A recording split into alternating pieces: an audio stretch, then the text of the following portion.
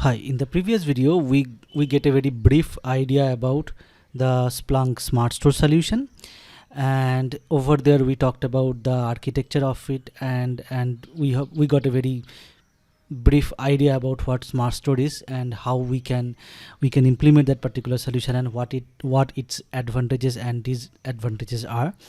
Now in this video, let us try to get an idea about how we can implement that SmartStore solution in Google Cloud. Okay, so we will try to do a very basic setup just to get an idea. So this will not be a production ready because like the SSL certificates and encryption part, I will not be covering this one.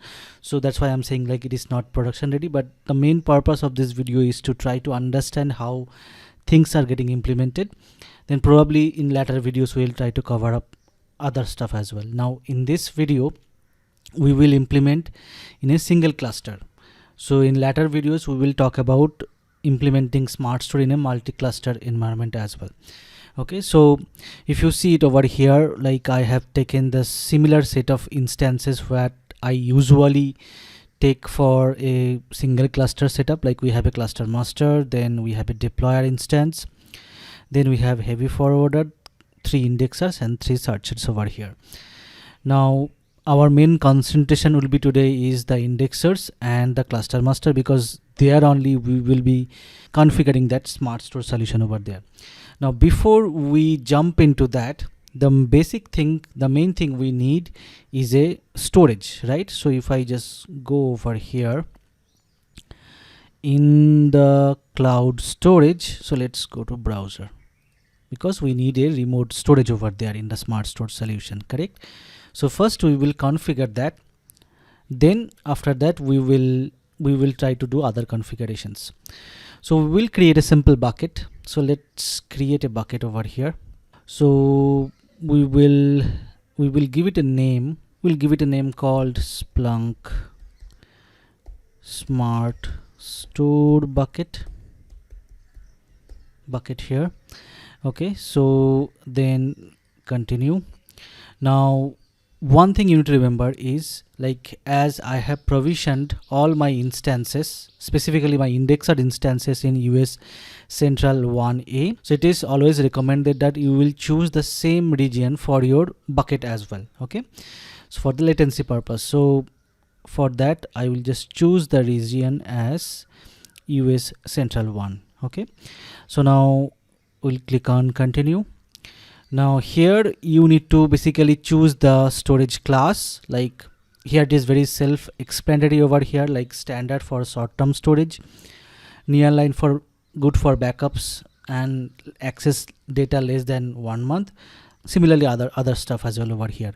So for now I'll just choose standard over here. Now if you are doing as per your requirement, you need to choose corresponding bucket storage class over here.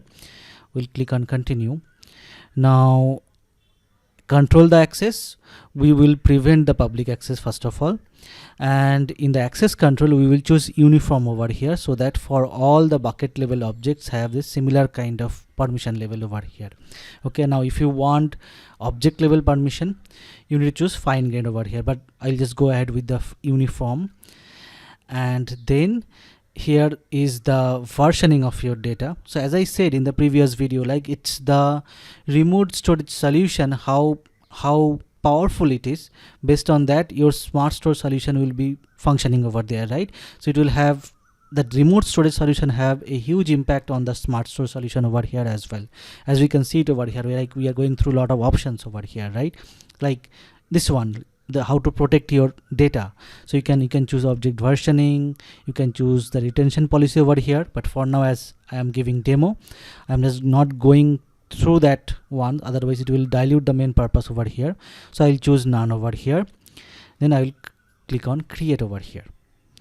Okay, so once the bucket is created, so now the main thing is, like this bucket, we basically what we are doing it over here is indexer level. These indexers will push the warm buckets to this particular cloud bucket over here, right?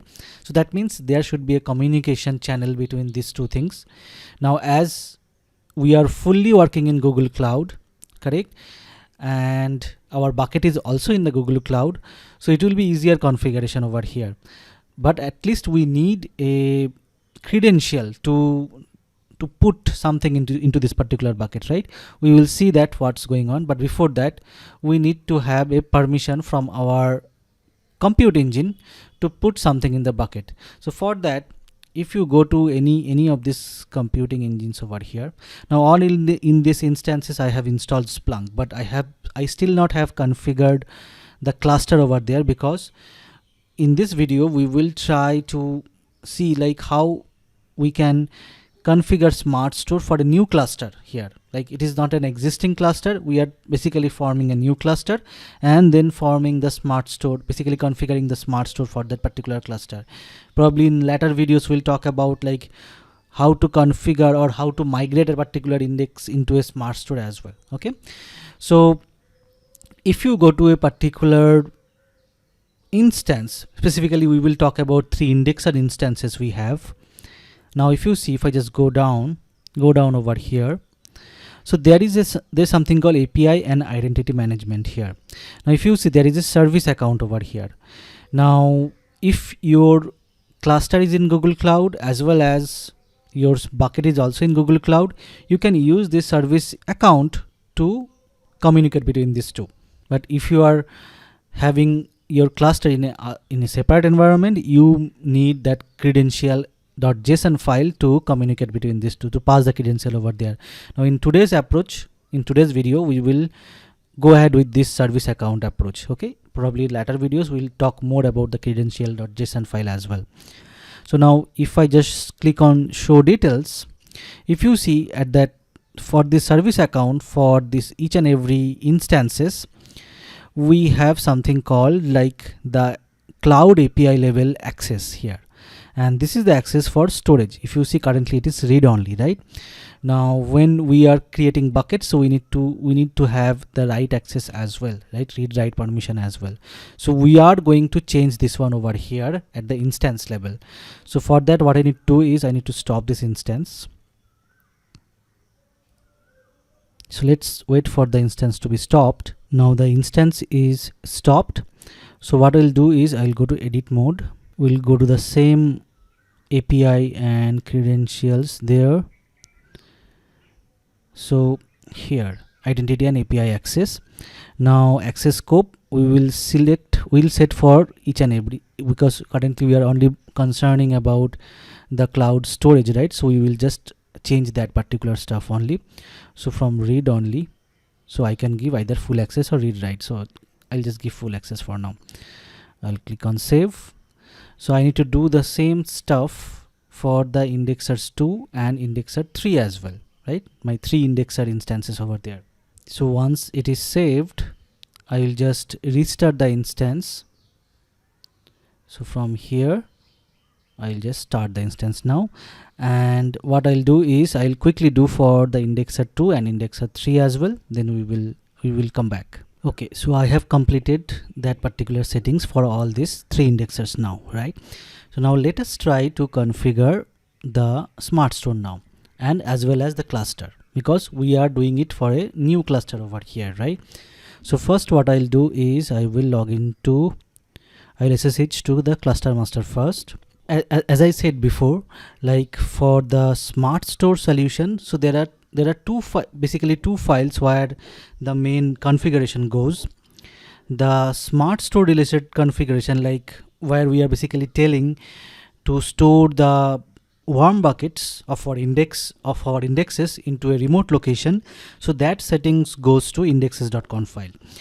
Now there is another file called server.conf file, so where basically we set up the cache manager related settings, like when it will evict a particular bucket or not. So those related settings we set it over there. So in this video, let us first try to talk about this indexes.conf file level settings. Probably then we will touch base on that cache manager related settings as well in a separate video, because there are certain discussion needed over there. So to do that one, so what I'll do is we will go to first is our, let me clear this one. So we will first go to our cluster master over here, as we have logged in over here. Now we have discussed this before as well. To distribute a particular settings or particular configuration from cluster master to the cluster members, so we can use that bundle push over there, right? So similar stuff we will do it today as well. Probably I will give that video link somewhere over here so that you can refer it as well. So what we'll do is, as we know, so let us go to that path, opt Splunk. So this is our Splunk home, then etc, then we will go to master apps, right? So there is a already inbuilt app called cluster. We'll go to the local folder of that particular app. So currently there should be a readme file over here. We have discussed this before. So here we will be creating a new file called indexes.conf file. Okay, so it's a new file which will be distributed to the members of that cluster, right? So here, let me go to the insert mode. So here basically we will provide the SmartStore related settings over here. So if I just go to Splunk documentation, so if you go to like how to deploy SmartStore, so you will get like different ideas, different configuration as well.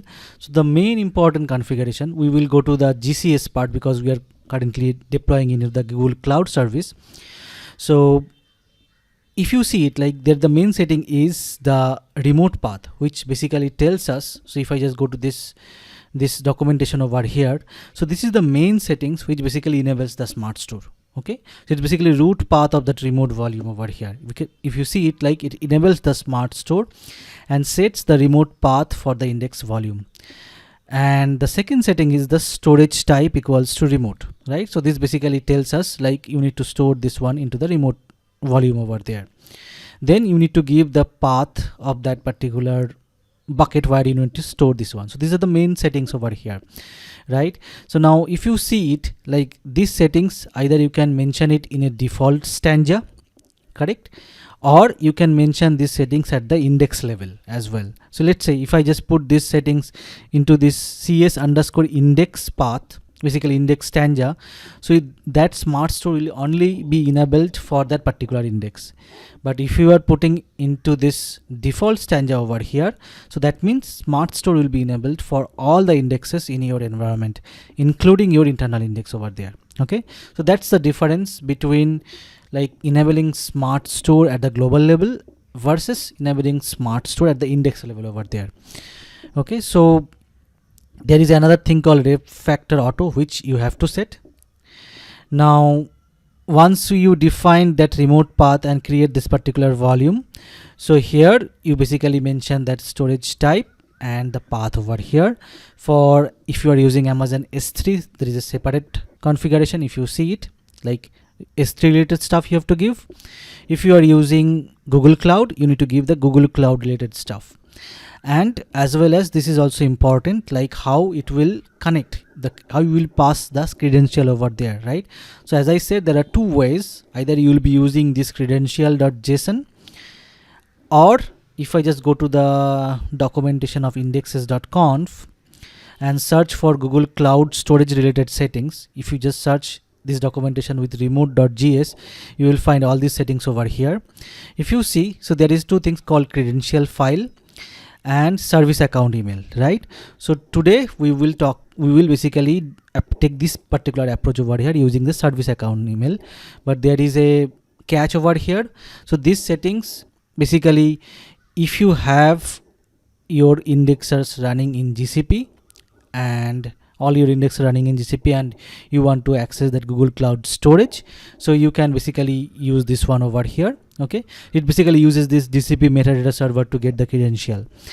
So but you cannot use both, like you have to use either credential file or the service account email over here. So we will be using this one today. So that's the settings I have actually write it down over here. The default one, the volume of the remote store which we have created over here, the storage type is remote, and the path. Now let's change a bit over here because I think I have given the SmartStore bucket name separately. So let's copy this one here. Let me give this one over here. Okay, smart store bucket, and let's create a folder over here. So let's say if you want to basically store your data in a particular folder, so you can, what you can do is you can create a new folder over here. Let me give this new folder name over here, and then inside this new folder you can store your data over here. So that path you need to give it over here, just to give you an idea, like, so you can basically use a folder structure over here as well. That's why I have created this new folder. And then, as I said, we'll be using the service account email. So that's the email we are having it over here. So you can either get it from that instance level, or you can go to IAM. So if I just go to IAM and admin and go to IAM, and here you can go to this service account. Okay, and either you can take the default service account you are having it over here, or you can create your own service account over here as well. Okay, so I'll be using the default service account, which by default comes with Compute Engine. The same service account I have given it over here as well. Okay, so let me paste it again here. So this is the service account. Now on top of it I will create this TMDB index as well, so that at least we have some kind of custom index. We will try to verify it whether this data is also getting pushed to the bucket or not. Okay, so with these three settings, what I'll do is I will copy it over here in my indexes.conf file. Okay, so let's save this file. So let me see it again. Okay, yeah, our data is fine. So now what I'll do is I'll basically do a bundle push from this cluster master to our indexers over here. Now I still not added the indexer, but I still can push it, so that whenever a new member joins, it will automatically get the update over here. Let me clear the screen. Now let us log into our indexer cluster master, and then probably do the cluster configuration as we did it before. Okay, so let me go to that compute engine list over here, compute engine VM instances here. So I'll just take this cluster master IP address. Let's go back over here. So let's log in over here only. So we'll say http:// this IP : 8000 here. Okay, so this is our cluster master here. So we will log in with this ID we have generated when we installed Splunk over there, right? So let me log in with that one, admin here. Now we'll go to settings, we'll go to indexer clustering over here. So now we will enable indexer clustering here as a master node, right? So replication factor and search factor, this is also important thing. When you are configuring SmartStore, you need to give this two as same over here. Okay, so for now I will just give two over here. Okay, so for us replication factor is 2 and search factor is 2 over here. Security key, let's give a security key over here. Cluster level, I will just mention indexer cluster over here. Okay, CLUSTER cluster here. Now I'll just enable the master node. Restart now. Restart is successful. Let's log in over there.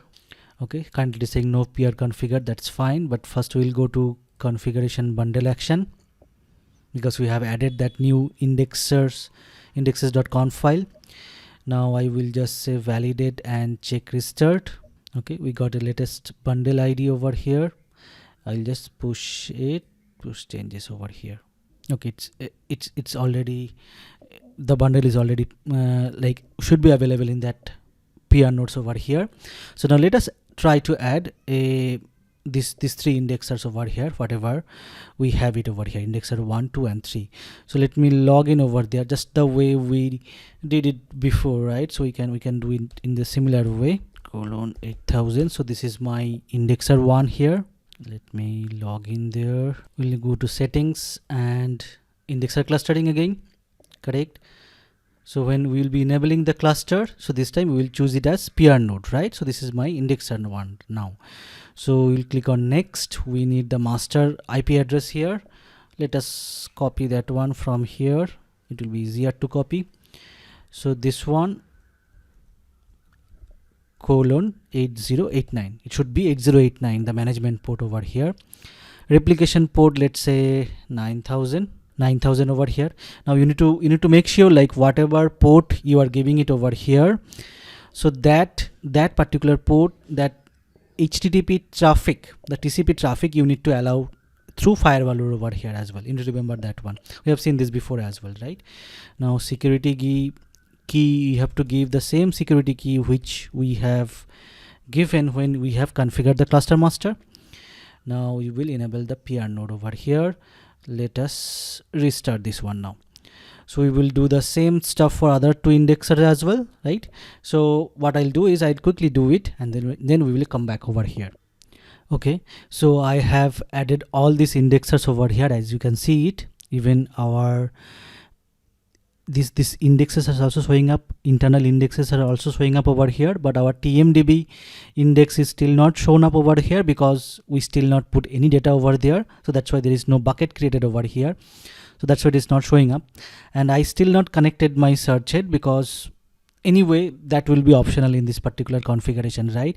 So I can easily connect the search heads into the search head cluster and then connect that search head cluster into this indexer cluster, which I already covered before.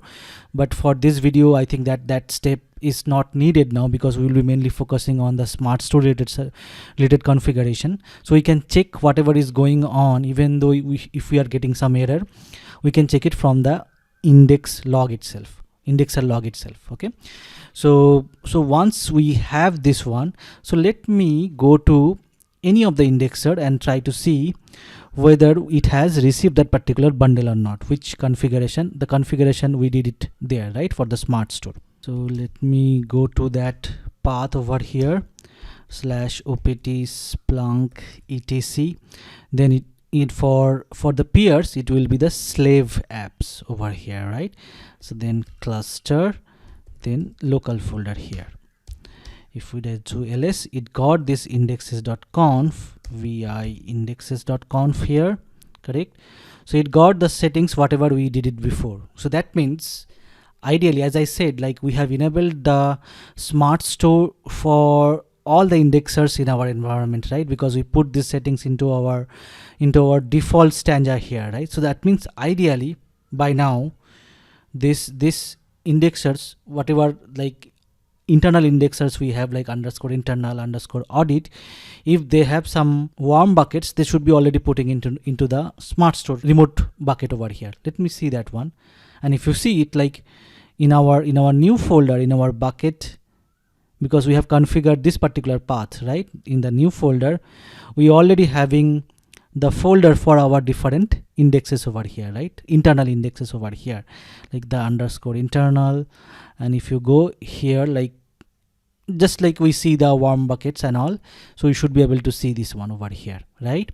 So that means at least our SmartStore settings, whatever we have done it over here, it is working, and Splunk is able to put the warm buckets into a remote location over here, and this will become the primary copy as we have discussed it before as well, right? So now let us try to add we already added our TMDB index, right? So let us try to put some data over there, and then probably we'll see whether that particular index bucket is also coming up over here or not. So for that, we already discussed in our heavy forwarder video, right?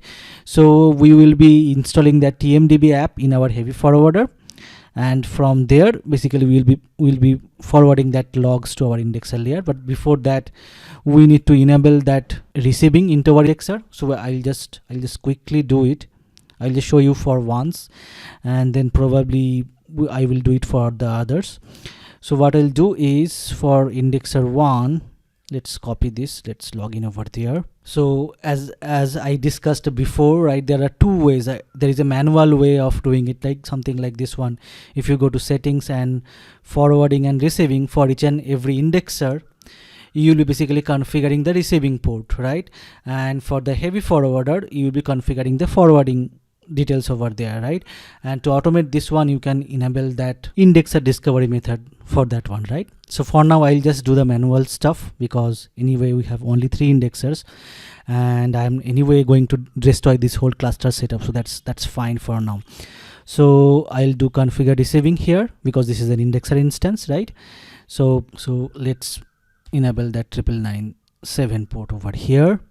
Click on save. Even this 9997 also you need to enable, basically allow the TCP traffic into your firewall rule over here as well. Okay, so now I'll quickly do it for the other 2 indexers. So I have completed the settings for all the 3 indexers. Now we will go to our heavy forwarder and then configure the forwarding over there.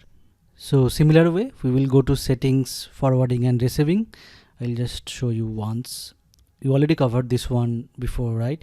So that's why I'll just not waste time over here.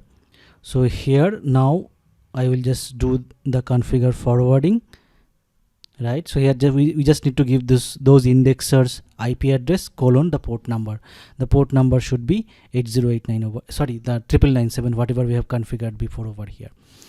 So let me copy that indexer's external IP. So everywhere we'll be using this external IP only, correct? So colon 9997 over here. Similarly for other 2 indexers also, let me do it.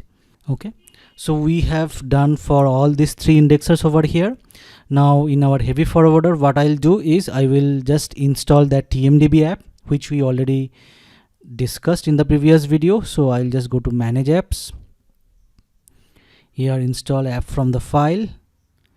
So I already have the tar file, so I'll just install it from there, and then we will enable that index over there. So I'll just downloads tar file over here. So I'll just upload it here. So I think restart is not needed. Yeah, so then I'll go to settings, data inputs. In the scripts, because we have created a scripted input over there, this TMDB upcoming, I will just enable it over here. So this should basically create some data into our TMDB index over here, right? So we can verify it from our indexers over here. So if I just run something, index equals to TMDB index, and if it is showing me some data, so I think it is, let me show it in the other indexer. Yeah, if you see it, like we are getting some data into our TMDB index, and if you just go to indexer clustering dashboard, so in the indexes tab, it is also showing up in the TMDB index over here as well. Okay, so currently it has 1 bucket. So currently it should be a hot bucket, but once it is rolled to warm bucket, then the data should be available over here into our SmartStore as well. So let me refresh this one, and let us wait for some time and try to see it. Okay, now in between, what I'll do is I will show you another thing. Like if you are having some issue with this one, like let's say connectivity issue with your remote storage, so what you can do is, so let's say, see there is a command over here, so which you can follow. So that is mentioned in the deploy SmartStore as well. So you can basically put a sample file in your remote storage and try to run this one over here, okay, from any of your indexer nodes over here. So let's see, I am in indexer 2, right? So if I just from, let's say, /opt splunk bin splunk bin, I think that command is already having the Splunk. So if I just run this one, okay, so it should list down all the data available in that particular bucket over here. If you see it, like that particular bucket. So if you are getting output from this command, then I think you are having connectivity with your buckets over here. Okay, otherwise it should throw some error like not able to connect, or not able to connect to the bucket or something over here. Okay, so this is one thing. And if you go to troubleshooting, so inside the troubleshoot SmartStore, Okay, so if you want to see how your cluster is performing, basically your smart store solution is performing, so either you can go to monitoring console, or you can see the log files, or through CLI commands as well. Like if you just want to see through the log files, okay, so basically in your Splunk log, if you are using S3 client, you should be searching by this one. If you are using GCS client, basically our Google Cloud Service client, so you need to search with this one over here. Okay, so you should be getting, like if you are getting any connectivity issue or not, that you should be getting it over there. Now if I just go back to the cloud bucket over here, so if you see, like our TMDB index data is also getting rolled to the warm bucket over here, and that is also uploaded to our smart store over here. Okay, so this is how a basic smart store configuration works. Now, couple of things from here. So there are two important steps after you configure the smart store. So one important step is you need to basically configure the bucket retention policy as per your need. So that we will be doing it in the next video, as well as we need to configure the cache manager as well, right? Like when it will be evicting the buckets, or what basically algorithm it will use to evict the bucket. So those things we will be discussing in the next video. So that is one point. Second point is, so let me go back to the definition of the TMDB index. If you see, like for the smart store index, basically this cold path and throat path is actually not used, but still you need to provide it. Okay, so that's the important stuff as well over here, because when you'll be migrating a particular index from non-smart store index to smart store index, this one may be used over there. So that's why it is good, like it is necessary to give these two things over here as well. Okay, so hopefully this video was helpful. See you in the next video.